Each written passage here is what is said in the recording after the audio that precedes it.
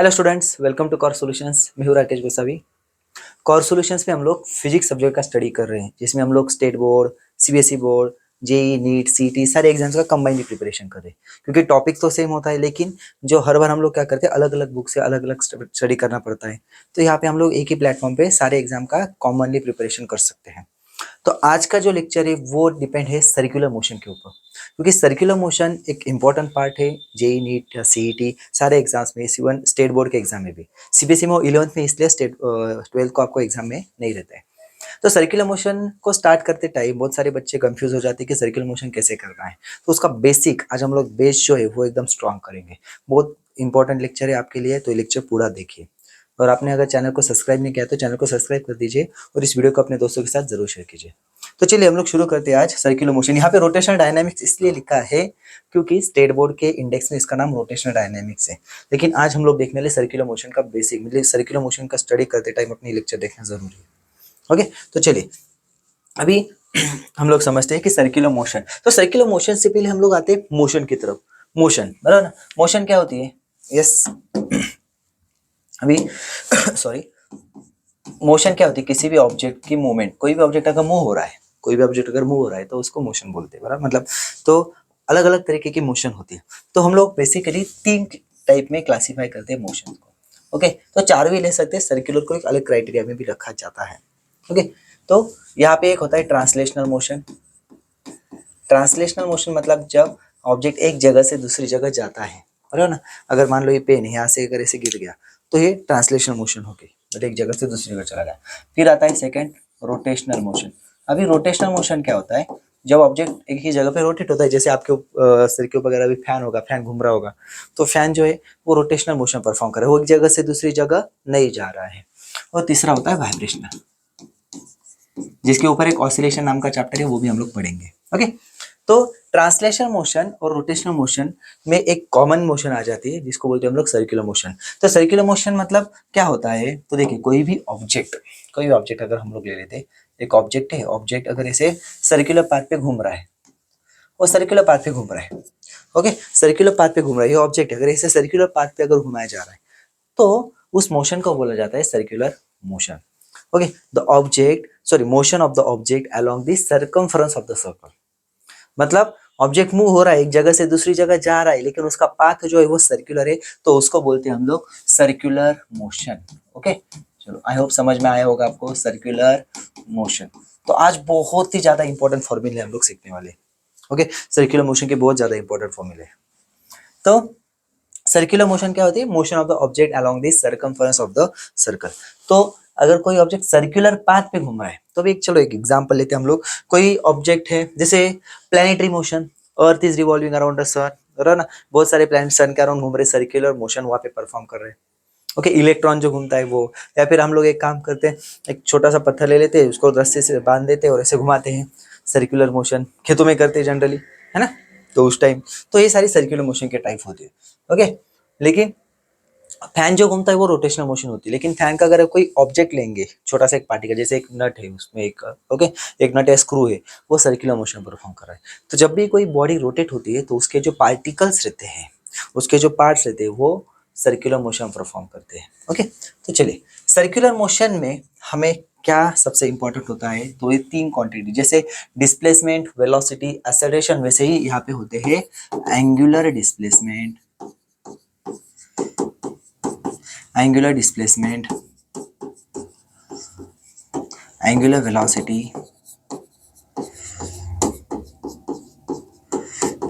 और angular acceleration।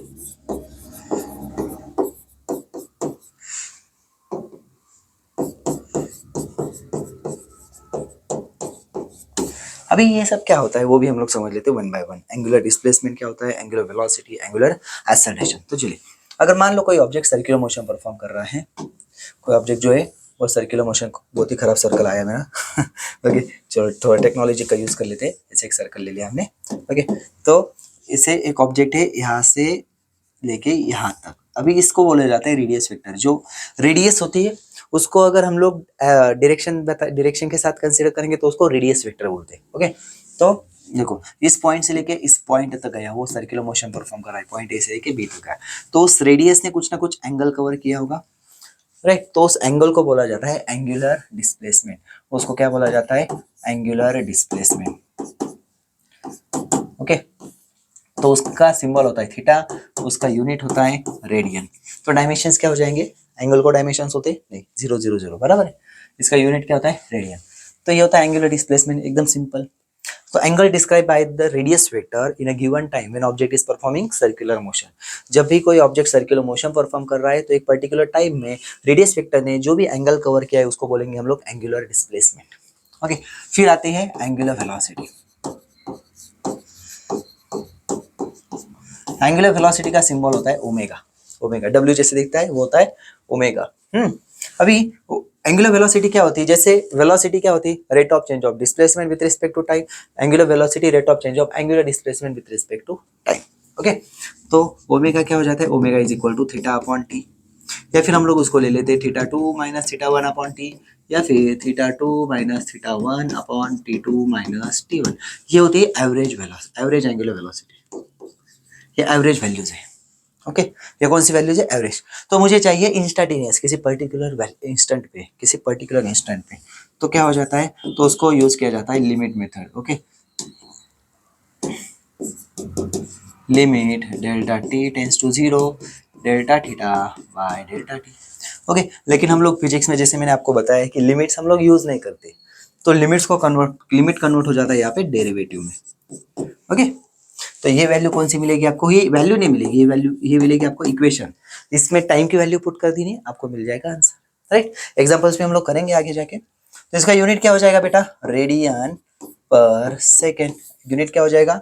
Radian पर second. Dimension क्या हो जाएगी? एंगल को तो डायमेंशन है नहीं, time raise to minus 1, T raise to minus 1, right. चलो एकदम सिंपल। फिर आ जाते हैं एंगुलर एक्सेलरेशन।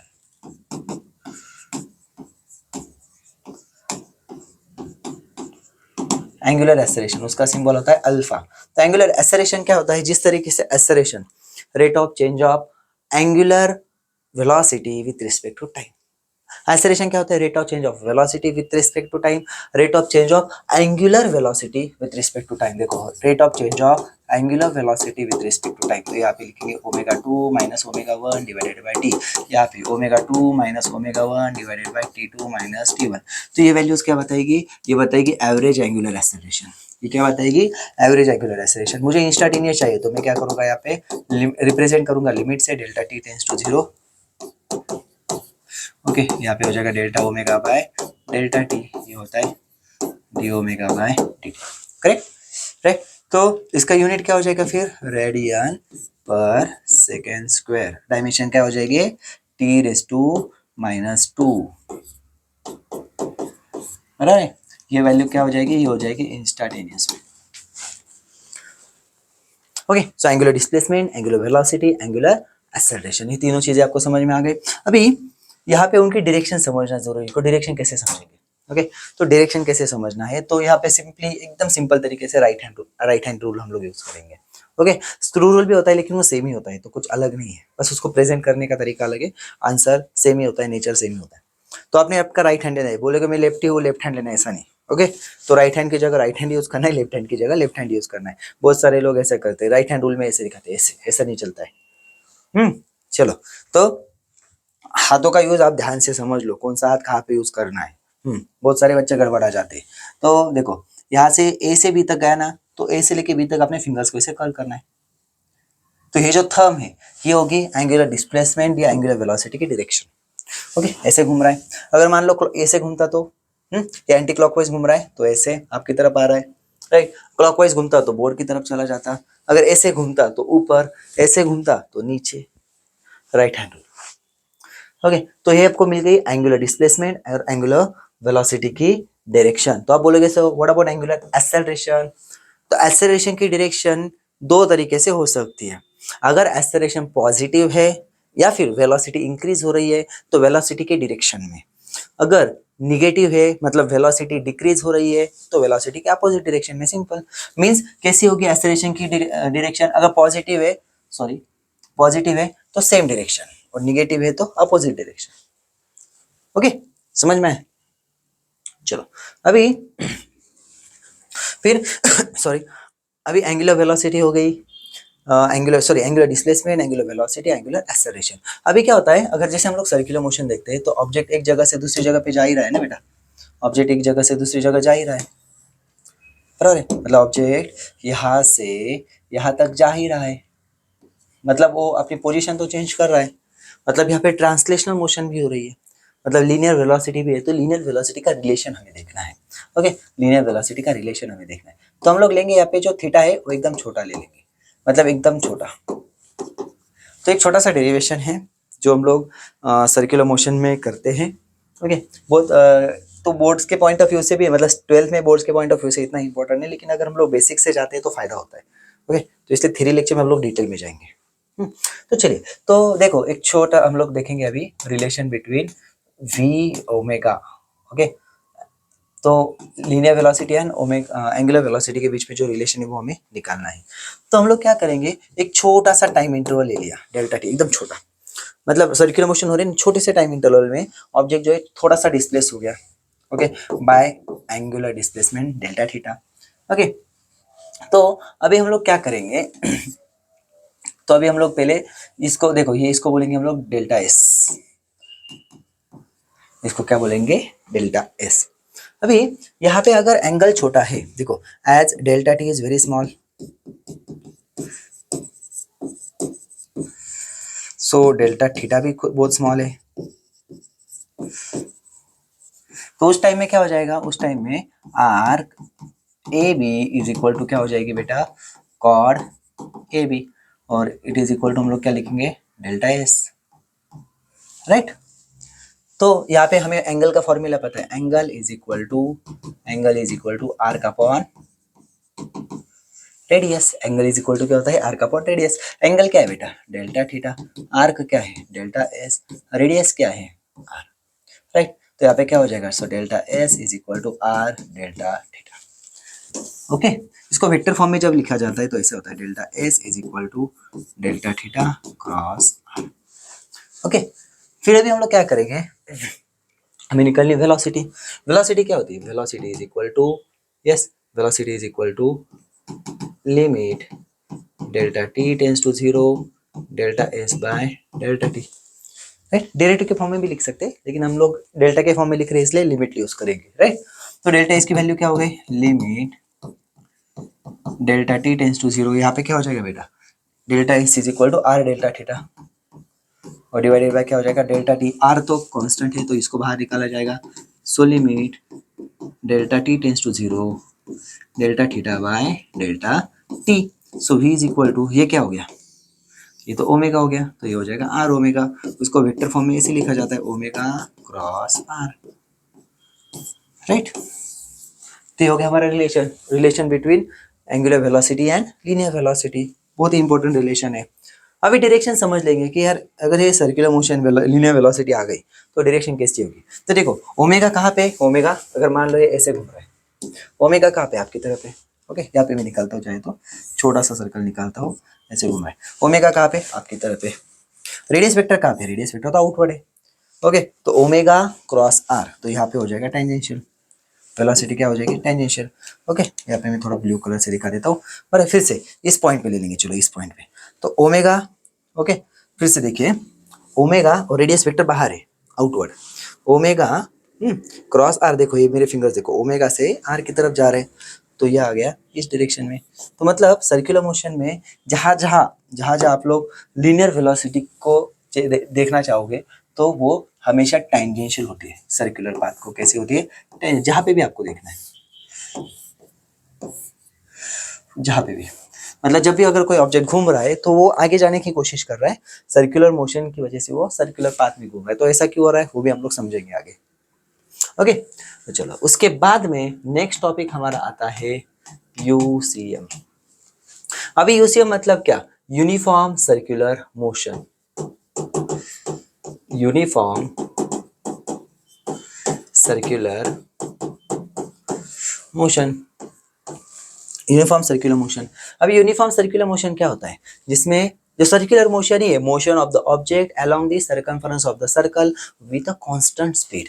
मतलब यहाँ पे क्या हो जाएगी, यूसीएम में ओमेगा कांस्टेंट बराबर है, स्पीड कांस्टेंट मतलब क्या, मैग्नीट्यूड कांस्टेंट, लीनियर वेलोसिटी का मैग्नीट्यूड जो है वो कांस्टेंट, ओमेगा कांस्टेंट है, स्पीड कांस्टेंट है, इसका मतलब वेलोसिटी का मैग्नीट्यूड कांस्टेंट है। लेकिन लेकिन यहाँ पे अगर हम लोग देखेंगे तो हर मोमेंट में क्या हो रहा है, वेलोसिटी की डायरेक्शन बदल रही है। ओके, बट क्या हो रहा है यहाँ पे, वेलोसिटी की डायरेक्शन जो है वो कंटिन्यूअसली चेंज होती रहती है।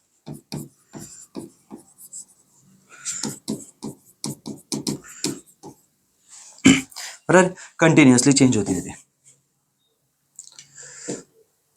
तो अभी कंटिन्यूअसली क्या होती है, चेंज होती रहती है। तो अभी यहाँ पे अगर हम लोग देखेंगे कि वेलोसिटी की डायरेक्शन अगर कंटिन्यूअसली चेंज होती रहती है, ओके स्पेलिंग गलत हो गया क्या, ठीक है छोड़ दो यार, हो जाता है कभी कभी, ठीक है, कंटिन्यूअसली चेंज होती रहती है।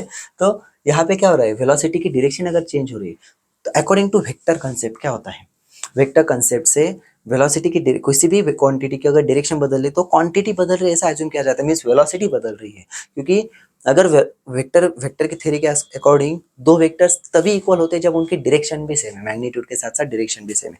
तो यहाँ पे वेलोसिटी कंटिन्यूअसली बदल रही है क्योंकि डायरेक्शन बदल रही है। तो वेलोसिटी की डायरेक्शन बदल रही है मतलब वेलोसिटी अगर बदल रही है तो वहाँ पे कोई ना कोई एक्सेलरेशन होगा ना, तो वो एक्सेलरेशन होता है वहाँ पे, इसलिए हम लोग यहाँ पे इसको बोलते हैं यूसीएम जो है वो कैसी है, एक्सेलरेटेड मोशन है। मतलब दो यूसीएम ओके, यूसीएम कैसी है, accelerated motion है। तो दो UCM is a uniform circular motion, means it has a constant speed but there is an acceleration, वहाँ पे एक्सेलरेशन होता ही है।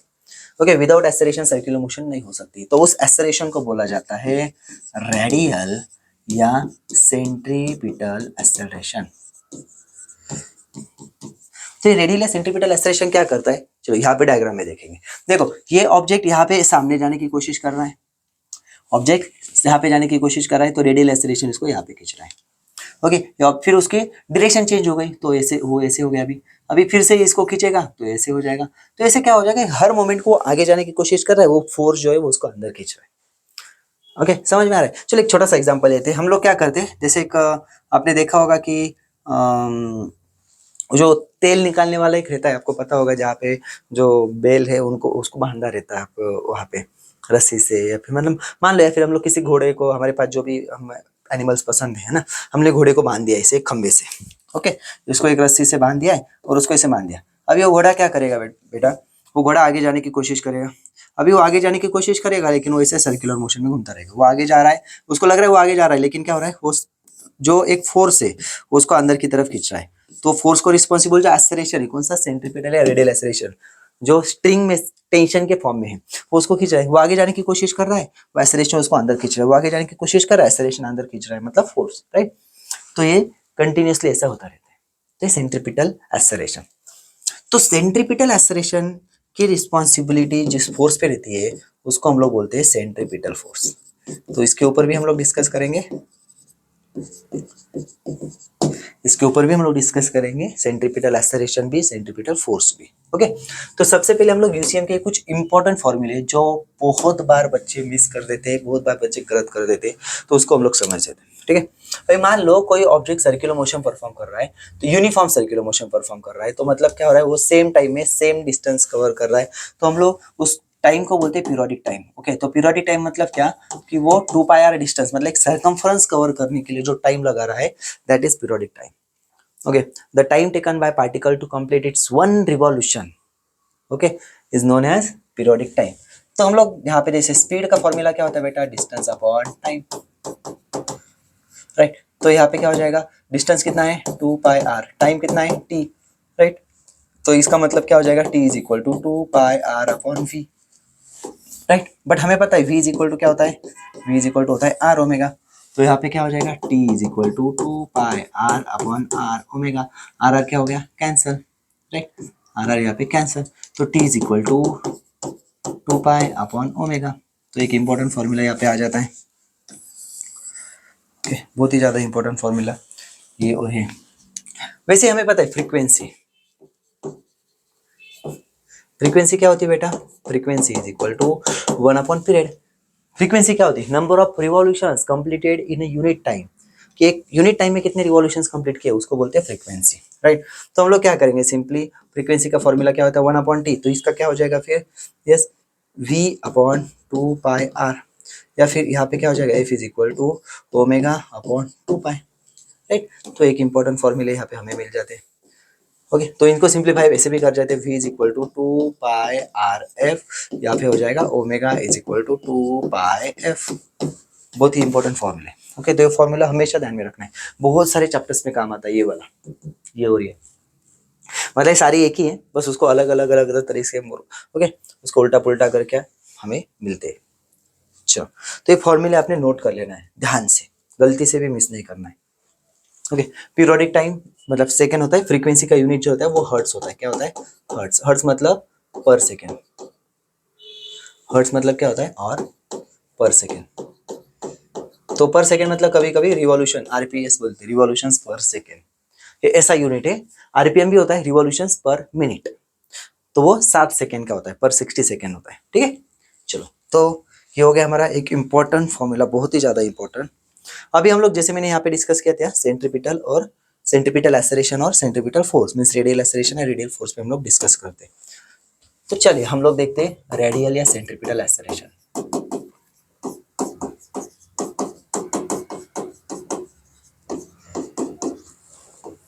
रेडियल या सेंट्रीपिटल एक्सेलरेशन,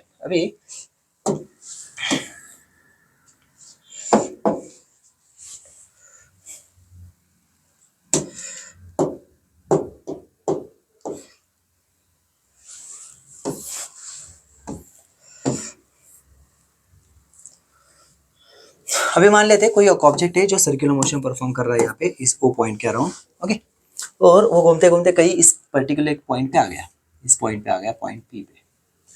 ओके, तो पी के कोऑर्डिनेट से मान लेते हैं एक्स वाई, पी के कोऑर्डिनेट्स क्या है, एक्स वाई। तो अभी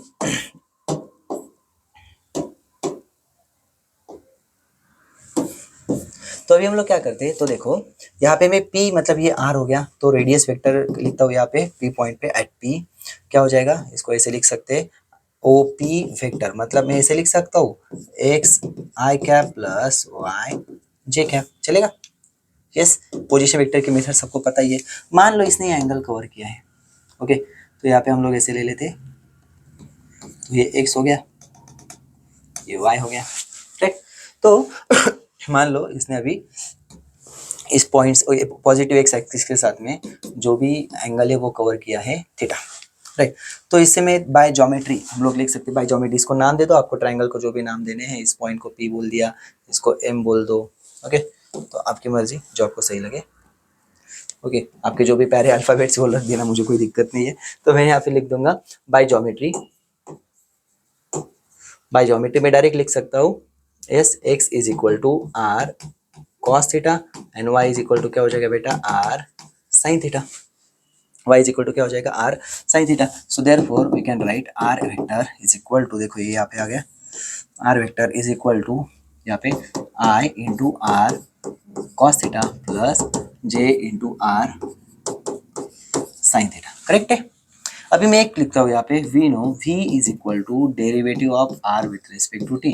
अभी बहुत सारे लोगों को पसंद समझ में नहीं आता कि ऐसा क्यों, rate of change of displacement होता है, आप लिख ले rate of change of radius vector, radius vector displacement कब से हो गया, बराबर ना। तो चलो यहाँ पे मैं आपको शॉर्ट में थोड़ा बता देता हूँ। अगर मान लो कोई ऑब्जेक्ट यहाँ पे यहाँ से यहाँ तक जा रहा है, इसकी रेडियस वेक्टर यहाँ पे r1 थी, यहाँ पे r2 थी, तो उसकी लीनियर डिस्प्लेसमेंट कितना हो गया, अगर मान लेते हैं इसको डेल्टा r, राइट। तो इसको हम लोग सॉल्व कर लेते हैं, चलो ट्रायंगल लॉ से। So r1 vector plus delta r vector is equal to r2 vector.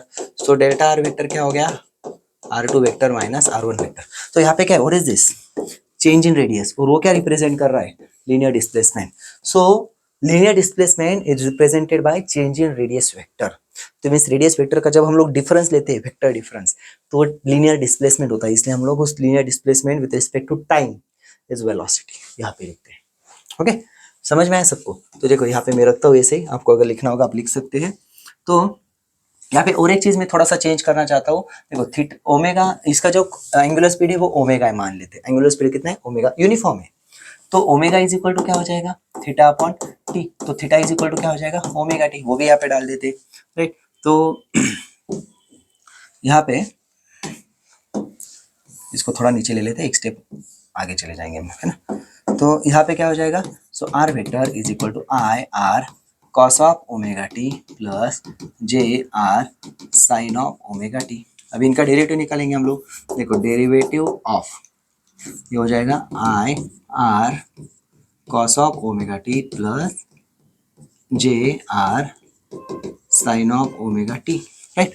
तो यहाँ पे क्या हो जाएगा, यहाँ पे डेरिवेटिव देखो आई और r constant, i r constant, cos omega t का डेरिवेटिव हो जाएगा minus sine omega t into omega, बराबर है।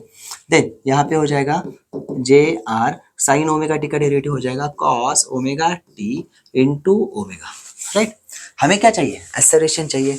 तो फिर से यहाँ पे हो जाएगा A is equal to D V by D T. तो फिर से डेरिवेटिव निकालेंगे। देखो I R omega as it is, sine का डेरिवेटिव क्या हो जाएगा, माइनस यहाँ पे लिखेंगे, साइन का डेरिवेटिव हो जाएगा cos, cos omega t into omega. वैसे ही यहाँ पे कॉस का डेरिवेटिव क्या हो जाएगा, minus sine j r omega minus sine omega t into omega, correct है, यस। तो अभी हम लोग क्या करेंगे, इसको थोड़ा छोटा कर लेता हूँ।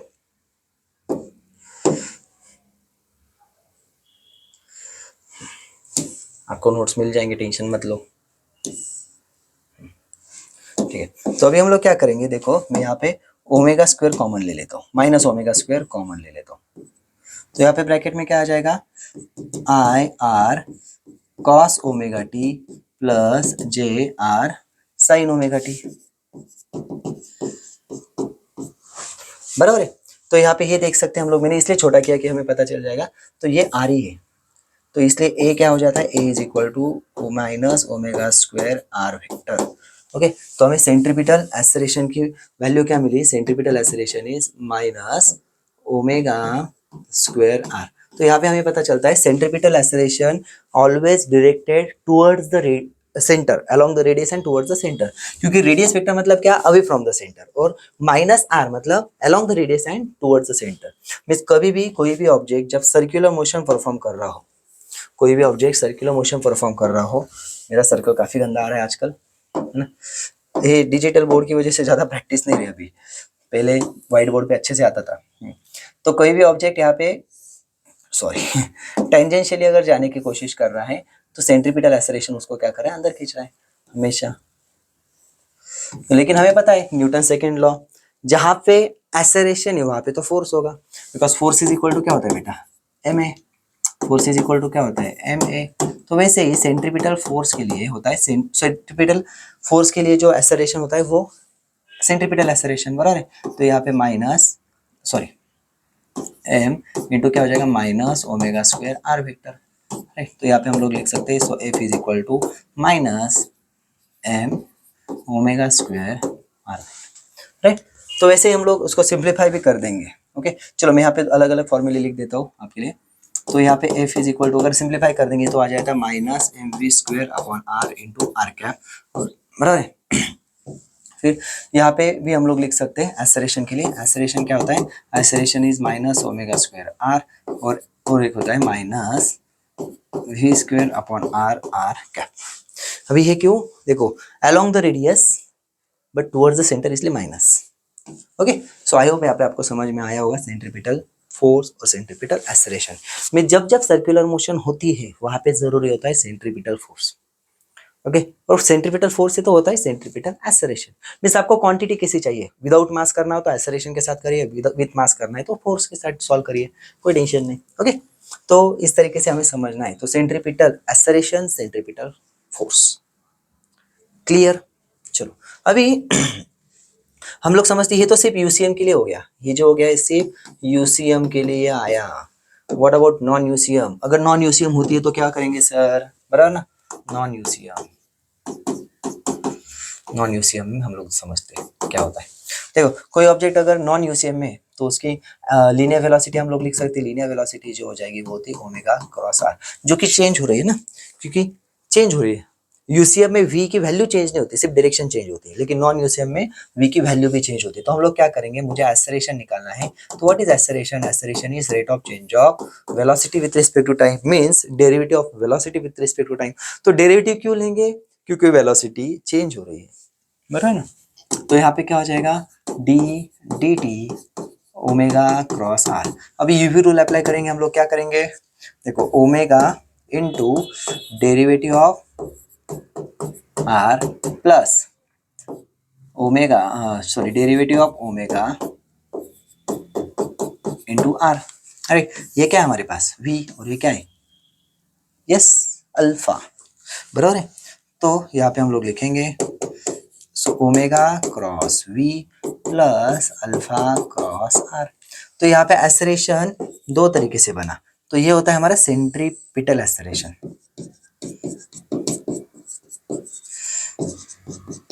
या फिर हम लोग उसको रेडियल भी बोलते हैं, ओके। और ये होता है टेंजेंशियल एक्सेलरेशन, जो सिर्फ नॉन यूसीएम में प्रेजेंट रहता है।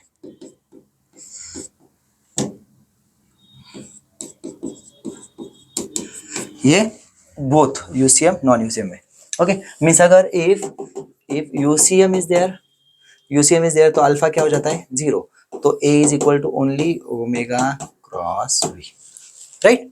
तो हमें ध्यान में रखना है। तो ए इज इक्वल टू हम लोग लेते हैं A R plus A T, ये ए आर हो गया, ये ए टी हो गया, ओके। ध्यान में रखना है आपने, मैं लिख के देता हूँ चाहे तो, आपको टेंशन ना लो।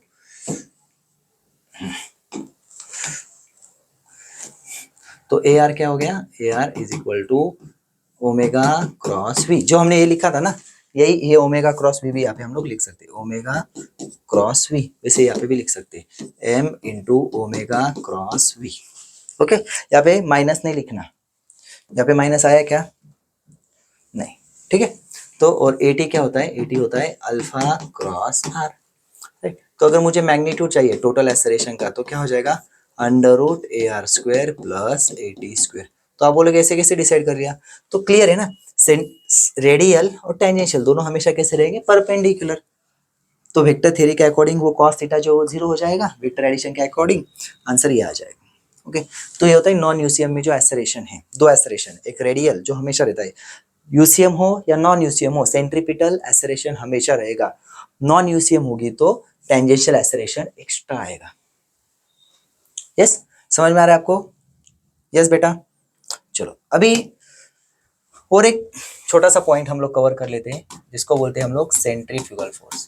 सेंट्रीफ्यूगल के लिए ज्यादा टाइम नहीं लगाऊंगा मैं, बहुत इजीली हो जाएगा। सेंट्रीफ्यूगल फोर्स, सेंट्रीफ्यूगल क्या होता है, सेंट्रीफ्यूगल जो है ना वो सूडो फोर्स है। सूडो मतलब इमेजिनरी, अब ये एक इमेजिनरी है, वर्चुअल फोर्स है।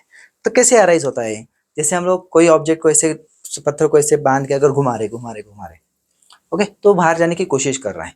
तो बाहर जाने की जो कोशिश कर रहा है ना, वो सेंट्रीफ्यूगल फोर्स की वजह से, जैसे हम लोग छोड़ते वो चला जाएगा बाहर, तो होता है सेंट्रीफ्यूगल फोर्स। जैसे गाड़ी में जाते हैं हम लोग, अचानक से ड्राइवर ने लेफ्ट टर्न ले लिया, हम लोग ऐसे राइट में आ जाते हैं, बराबर ना। एक वीडियो भी बीच में वायरल हुआ था, आपने देखा होगा कि ऐसे मतलब क्लास में मस्ती करते बच्चे, ऐसे वो ऐसे करता है हाथ तो सब लोग ऐसे हो जाते हैं, ऐसे करता है तो सब लोग ऐसे हो जाते हैं। वो जो फोर्स होता है वो सेंट्रीफ्यूगल फोर्स, ओके। बहुत बार अगर आप लोकल बस में ट्रैवल करते होगे तो आपको ये सेंट्रीफ्यूगल फोर्स और सूडो फोर्स जो रहता है, ओके, वो आपने फील किया होगा, ओके। कुछ लोग तो जानबूझ के गिर जाते हैं एक दूसरे के ऊपर, क्या पता क्यों ठीक है। और कुछ लोग तो वेट करते रहते हैं कि काश ये गिर जाए ओके। तो हाँ, मतलब गिर जाए नहीं, फिर गिर जाएंगे तो हम हेल्प करेंगे, ऐसे सोचते हैं कुछ लोग, अच्छे अच्छे दिल के, बड़े दिल के लोग होते हैं, टेंशन मत लो। तो सेंट्रीफ्यूगल फोर्स का फॉर्मूला जो होता है ना, वो सेम सेंट्रीपिटल जैसा ही होता है, mv²/r, बस माइनस नहीं होता है, ओके। उल्टा होता है ना, बिकॉज सेंट्रीपिटल कहाँ पे होता है, centripetal towards the centre, centrifugal away from the centre, okay. बाकी सेम सारे फॉर्मूले सेम होते हैं। तो यहाँ पे क्या हो जाएगा, mr omega square, okay, mr omega square, minus नहीं होगा। चलो, तो कुछ एक दो प्रॉब्लम्स ले लेते हैं, फिर रुक जाते हैं। सो आई होप ये थ्योरी आपको अच्छे से समझोगे, अच्छे से अगर नहीं समझाए फिर से एक बार लेक्चर देख लीजिए, आपको समझ में आ जाएगा। क्योंकि ये टॉपिक अगर समझोगे तभी नेक्स्ट जो मेन पार्ट हम लोग सर्कुलर मोशन का करने वाले हैं तो आपको समझेगा, ओके। बेसिक्स जरूरी है, तो ये बेसिक्स है आज का लेक्चर। चलिए एक दो प्रॉब्लम कर लेते हैं हम लोग, हो गए कुछ। A fan is rotating at a 90 rpm 90 rpm revolutions per minute. It is then switch off. It stops after 21 revolutions. 21 revolutions. Calculate the time taken by it to stop. Assume that the frictional torque is constant. Yes. अभी क्या बोला है उन्होंने, देखो frequency दिया है, frequency दिया है, फ्रीक्वेंसी कितना दिया है 90 rpm, मतलब कितना हो जाएगा 90 डिवाइडेड बाय 60 rps, क्यों हर्ट्स, राइट, हर्ट्स हो जाएगा। अभी उन्होंने क्या बोला है 20 रिवॉल्यूशन, देखो एक रिवॉल्यूशन जो रहती है, एक रिवॉल्यूशन होती है 2 पाई, राइट। सो 21 रिवॉल्यूशन कितना हो जाएगा 21 इंटू 2 पाई, ये उसको थीटा बोलेंगे हम लोग। सो उतना थीटा उसने कवर किया है। अरे तो यहाँ पे ना काइनेमेटिकल इक्वेशंस आ जाते हैं, जो मैंने आज बताई नहीं। काइनेमेटिकल इक्वेशन भी चलो मैं आपको बता ही देता हूँ। काइनेमेटिकल इक्वेशन ज़्यादा टाइम नहीं लगेगा। देखो हमारा क्या होता है normal, v is equal to U plus A T, then S is equal to U T plus half A T square, और V square is equal to U square plus 2s। तो इसको हम लोग चेंज कर देंगे, omega is equal to omega naught plus alpha T. फिर इसको ले लेंगे theta is equal to omega naught T plus half alpha T square, और यहाँ पे हो जाएगा omega square is equal to omega naught square plus 2 alpha theta. अभी what is omega, omega is final angular velocity, omega naught initial angular velocity, alpha angular acceleration, theta angular displacement. Okay, तो ये जैसे हमारी normal kinematical equations होती है उसी तरीके से रोटेशनल या सर्कुलर के लिए भी काइनेमेटिकल इक्वेशंस यूज किए जाते हैं। तो उन्होंने बोला है टाइम, तो हम लोग क्या कर सकते हैं, हमारे पास थीटा है, ओके, तो इससे ओमेगा मिल जाएगा ना हमें। ओके, तो ओमेगा क्या हो जाता है, ओमेगा इज 2 पाई एफ, मतलब कितना हो जाएगा 2 पाई इंटू 90 डिवाइडेड बाई 60, मतलब कितना हो जाएगा ये, यस 3/2। सो 3/2 मतलब ये हो जाएगा 3 पाई रेडियन पर सेकेंड। और ये तो ओमेगा नॉट हो गया ना इनिशियली, और ओमेगा कितना बोला है उन्होंने, स्टॉप हो रहा है ना, स्टॉप। और थीटा कितना लिया है, थीटा इज 42 पाई। तो हम लोग कौन सी इक्वेशन यूज करेंगे, यस हम लोग देख सकते हैं यहाँ पे ये वाली कर सकते हैं, बराबर है, क्योंकि फाइनल वेलोसिटी भी है ना हमारे पास, फाइनल वेलोसिटी भी है, तो ये वाली करेंगे। टाइम बोला है क्या, एक second sorry, calculated time, time निकालना है सॉरी। फिर हम लोग क्या करेंगे, फाइनल वेलोसिटी है, इनिशियल वेलोसिटी है, अल्फा नहीं है तो अल्फा निकालना ही पड़ेगा, क्योंकि काइनेमेटिकल इक्वेशन में अल्फा निकालना जरूरी होता है। तो चलिए हम लोग समझ लेते हैं कि क्या कर सकते हैं। देखिए तो omega naught, omega is equal to omega naught plus, नहीं सॉरी, थीटा अल्फा के लिए दूसरी इक्वेशन यूज करेंगे, कौन सी, थर्ड वाली, omega square is equal to omega naught square plus 2 alpha theta, right. Omega कितना है बेटा 0, ये कितना हो जाएगा 3 pi square plus 2 alpha, theta कितना है 42 पाई। तो अल्फा कितना आ जाएगा यहाँ पे देखो, सो 42 यहाँ पे हो जाएगा 3 पाई इंटू 3 पाई माइनस, और ये इधर आ जाएगा तो 2 अल्फा इंटू 42 पाई। तो एक पाई क्या हो गया यहाँ पे कैंसिल हो गया, राइट। तो अल्फा इज इक्वल टू -9 पाई, फिर हम लोग इसको भी कन्वर्ट कर लेते 14, बराबर है। तो ये कितना हो जाएगा 3 pi upon 28 alpha. Okay, alpha मिल गया। फिर हम लोग क्या करेंगे, टाइम निकालने के लिए पहली वाली इक्वेशन यूज कर सकते हैं, फिर दूसरे कोई भी कर सकते हैं। तो omega is equal to omega naught plus alpha t. So omega कितना है 0, ओमेगा नॉट कितना है बेटा 3 पाई, ओके, अल्फा कितना आ गया 3 पाई अपॉन 28, और ये कितना हो गया टी, तो यहाँ पे ले लेंगे। So 3 pi upon 28 into t is equal to कितना हो जाएगा 3 पाई। सो 3 पाई कट, तो हमारा आंसर क्या आ जाएगा, t is equal to 28 second, right. चलो, तो इस तरीके से हम लोग क्वेश्चन जो है वो सॉल्व कर सकते हैं अच्छे से। एक और क्वेश्चन लेते हैं फिर हम लोग रुकेंगे। नेक्स्ट क्वेश्चन है calculate the ratio of angular speeds of minute hand and hour hand. तो ये बहुत ही फेमस क्वेश्चन है, सीईटी में बहुत बार आता है इस टाइप का क्वेश्चन। ओके, तो अगर आपको कभी भी अगर मिनट हैंड और आवर हैंड मतलब ऐसे हैंड्स के बारे में अगर बताया है, तो आपको इनडायरेक्टली वहाँ पे पीरियड दिया गया है। तो मतलब यहाँ पे क्या होता है, तो पीरियड ऑफ मिनट हैंड कितना होता है, period of minute hand is 60 minute, मतलब 60 इंटू 60 सेकेंड। और आर एन का पीरियड कितना होता है बेटा? आर एन का पीरियड होता है 12 आवर्स, मतलब यहाँ पे 12 इंटू 60 सेकेंड, बराबर। ओमेगा इज इक्वल टू क्या होता है? 2 पाई अपॉन टी। तो यहाँ पे हम लोग लिख सकते हैं omega of minute hand divided by omega of hour hand is equal to period of hour hand divided by period of minute है। तो आर एन का पीरियड कितना है? 12 into 60 divided by 60 into 60, 60 cancel, आपका आंसर आ जाएगा 12:1। Okay, तो इस तरीके से हम लोग जो है क्वेश्चंस इजीली सॉल्व कर सकते हैं। अभी इसके एमसीक्यू मतलब जो क्वेश्चन सॉल्विंग के लेक्चर है वो अलग से रहेंगे, तो उसमें हम लोग डिटेल में बहुत सारे क्वेश्चन सॉल्व करेंगे। तो आई होप ये लेक्चर आपको अच्छा लगा हो। लेक्चर अच्छा लगा है तो लाइक करिए, अपने दोस्तों के साथ शेयर करिए और अच्छे से पढ़ाई करते रहिए। All the best, take care and bye bye. और ये नोट्स कलेक्ट कर दीजिए। ओके।